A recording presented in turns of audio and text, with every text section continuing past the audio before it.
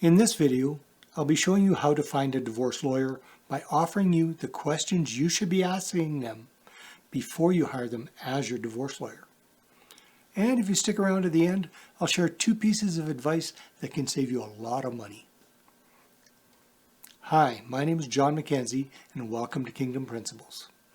On this channel, we'll be discussing all things regarding marriage separation. Whether you're just going into it or are already separated and trying to save your marriage, or just finalizing your divorce, this channel is for you. Your source of info on surviving your marriage separation. And if you find this video helpful, please like and subscribe and click on the notification bell. Then you'll be notified when we upload any new videos. Now, click on the link down in the description to get our free report on the 7 things not to do when going through a marriage separation.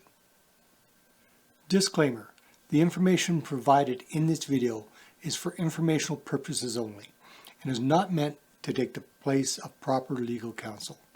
Any legal questions should be directed to a lawyer, preferably one in the area where you live. I'm not a lawyer, nor have I ever played one on TV. Now, after saying that, I did spend 20 years in and around a courthouse in a previous job and saw people make so many mistakes when it came to their separation and divorce. The main one was not hiring proper legal counsel and trying to represent themselves in court. One fellow I knew, and for this video I'll change his name to Bob for privacy's sake, he and his wife separated and he decided to represent himself in court. Now, he's very well off financially, and to this day I still don't know why he didn't get a lawyer, but he decided to represent himself instead. And instead of them coming up with a basic 50-50 split of their communal property and assets, by the time her lawyer got finished with him, he had lost 3/4 of his assets, had to pay about 1.5 times the amount of alimony and child support he should have. And I'm figuring he paid probably at least over $250,000 more than he should have, not including the alimony and child support, than if he would have gotten a lawyer. By not getting a good lawyer, one that knows what he's doing, one that'll actually work for you, you could lose a lot of money. Remember, this is only a job to them. And also, remember that in a divorce, the only ones that get rich are the lawyers. Now, everyone wants to find a good divorce lawyer. And that starts with taking the time and knowing what questions to ask the divorce lawyer at your first meeting. And you need to do your homework, which is also called doing your due diligence. Don't just jump into signing a contract with a lawyer without really making sure they're a good fit for you and your situation. So grab a pen and paper and prepare to take notes. There's too much information here to try to remember it. So let's get into the video. Before you even meet with a lawyer, you should check the following.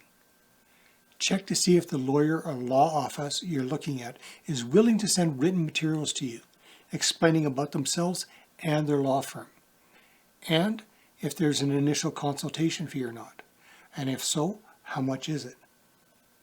You may even want to take a trusted friend or family member as moral support with you along with these questions, just to help you keep track and make sure they all get answered to your satisfaction. And have them take notes as well, as there's going to be a lot of information coming at you. When you meet with your prospective lawyer, here are some of the questions I suggest you ask. How long have you practiced divorce law? And is it your specialty or main focus? Have you had any issues with the state bar? Will you offer references from previous clients and a way to contact them? What are the local divorce laws and where can I get a layman's copy? What is your fee structure and do you charge a retainer fee? And how will I know once the retainer fee has been used up and at what level will it need to be topped up? Will I be billed by the hour or will I pay a fixed fee? Will I be billed for the time spent on phone calls or emails with you? And if so, what rate will I be charged? Do you have a payment plan, and what are your payment options? How often will I receive a bill from you? Will you be personally working on my case? Why do you have time to handle my case? Which people at the law office will be working on my case? And what are the hourly rates for those people who will be working on my case? Who will be making court appearances on my case? How often will we communicate about my case? How will we communicate with each other? And what's the best way to contact you directly? How will I receive copies of paperwork related to my case? How will you keep my file secure? How will I have access to my file? Are there portions of my file I cannot view? Are there portions of my file which I cannot copy? How many similar cases have you taken to trial? How many cases have you won? What's a typical divorce process from start to finish? How long will my divorce take? How much do you think my divorce will cost? What's the price of an uncontested divorce versus a contested divorce? What can I do to control the cost of the divorce? And what's the easiest way to resolve this divorce? What style of mediation do you prefer? And who would you suggest for mediation? And why? And what would be the cost? What should I do now to protect myself? How can I best achieve my goals? What are the steps my spouse may take to increase the cost of divorce? And how does the court typically rule on issues such as those in my divorce? Will I have to review and approve settlement offers before you make them? And with the facts you have right now, how do you predict a judge would rule on my case?